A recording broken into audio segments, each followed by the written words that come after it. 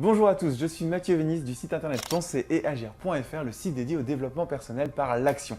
Bienvenue dans l'épisode 11 de la série Agir au quotidien, un conseil par jour pour vous bouger, pour réaliser vos rêves et pour passer à l'action.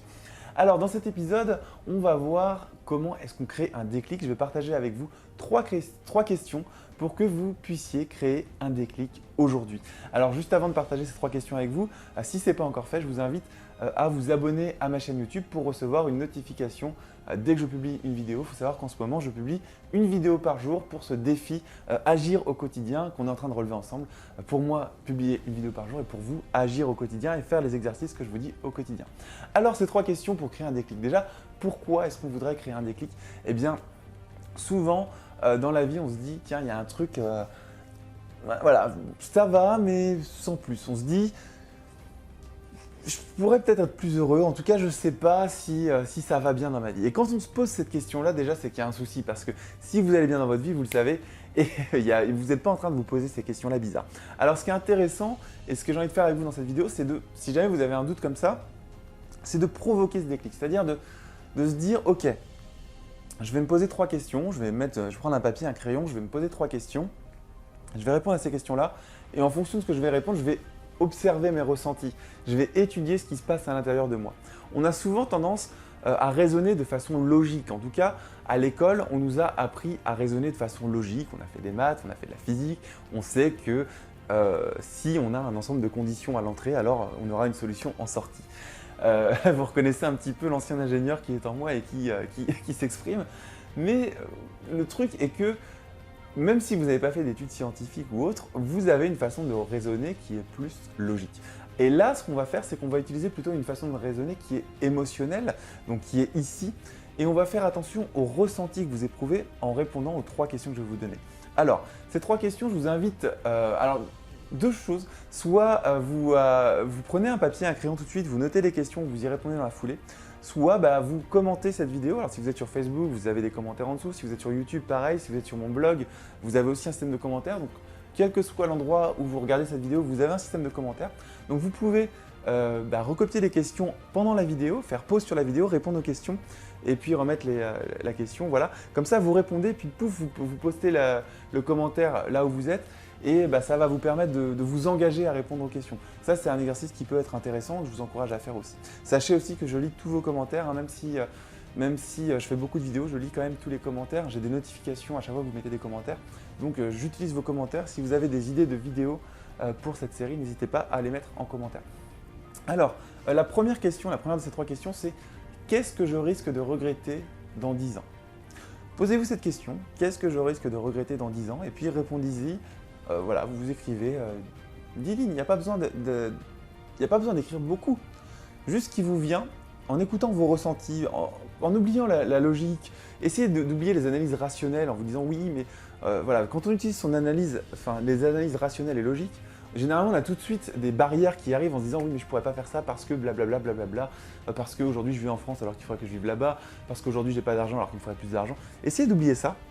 Et essayez juste au niveau émotionnel, au niveau ressenti, de répondre à la question « Qu'est-ce que je risque de regretter dans 10 ans ?» La deuxième question, c'est « Quelles sont les envies ou les projets passés sur lesquels je regrette de ne pas être passé à l'action ?» Ça, c'est la deuxième question. Donc je vais la répéter. Quelles sont les envies ou les projets passés sur lesquels je regrette de ne pas être passé à l'action? Donc, dans la première question, on s'intéressait à « Dans le futur », dans 10 ans, loin, qu'est-ce que je risque de regretter?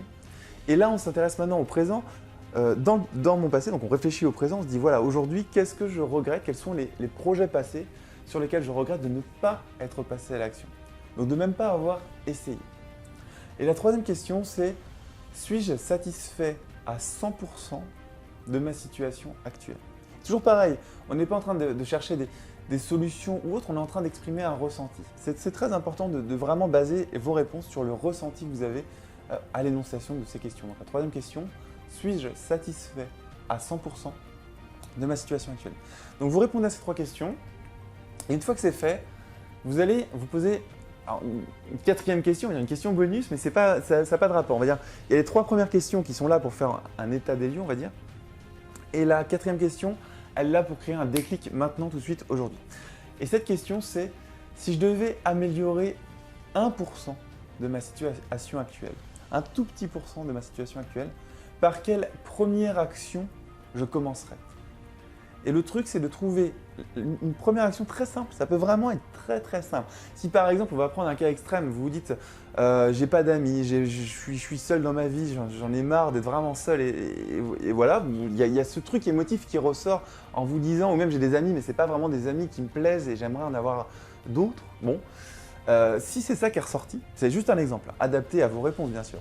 Eh bien, peut-être que la première action super simple, ça va être, je vais aller au cinéma samedi prochain pour me mettre dans un contexte, je vais aller au cinéma seul samedi prochain pour me mettre dans un contexte où je vais potentiellement pouvoir rencontrer des gens.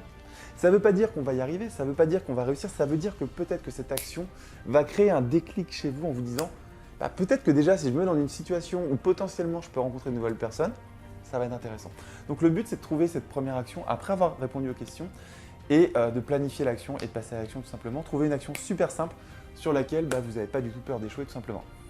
Voilà, j'espère que ça vous a plu, c'est une vidéo très importante, hein. Créer des déclics c'est très important. Donc là, ce qu'on a fait c'est créer un déclic aujourd'hui, donc j'espère que ça a fonctionné sur vous. Si vous avez aimé cette vidéo, mettez un pouce en l'air et partagez-la avec vos amis sur Facebook, sur Twitter, sur YouTube, partout où vous voulez. N'hésitez pas à me laisser aussi des commentaires, hein, comme je vous ai dit, je les lis tous, donc n'hésitez pas à me laisser des commentaires. Si vous avez aimé cette vidéo et que vous voulez aller plus loin, vous pouvez toujours souscrire à la formation Express de Pensée Agir, qui est une formation gratuite de 11 jours. Vous allez recevoir 11 vidéos, 11 mini-vidéos qui font 4-5 minutes chacune de coaching. Vous allez recevoir 11 fiches actions. Alors des fiches actions, c'est des fiches PDF de qualité professionnelle qui vont vous résumer les clés que je partage avec vous dans les vidéos. Donc c'est quelque chose de très, je pense, très intéressant. En tout cas, essayez, vous verrez, c'est complètement gratuit, c'est sans aucun engagement. Voilà, donc vous avez un bouton qui s'inscrit toujours sur cette vidéo en ce moment. Vous pouvez cliquer dessus. Si vous êtes sur Facebook ou autre part, vous avez un lien de toute façon avec la vidéo qui vous permet d'accéder à cette formation. Voilà, c'était Mathieu Vénis pour l'épisode 11 de la série Agir au quotidien. Je vous donne rendez-vous demain pour l'épisode 12. Bye!